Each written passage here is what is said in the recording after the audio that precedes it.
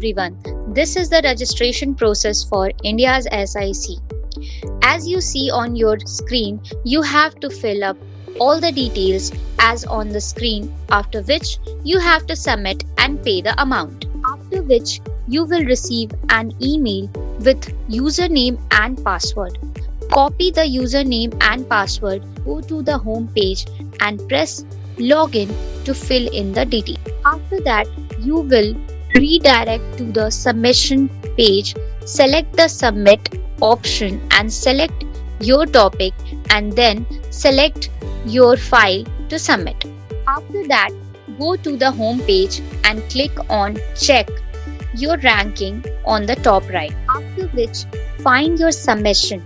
You can share it on Facebook. You can also copy the link to share on Facebook. To like on the submission, press like and put your details as on the video and follow through the process. As you can see, the post has received 1 like.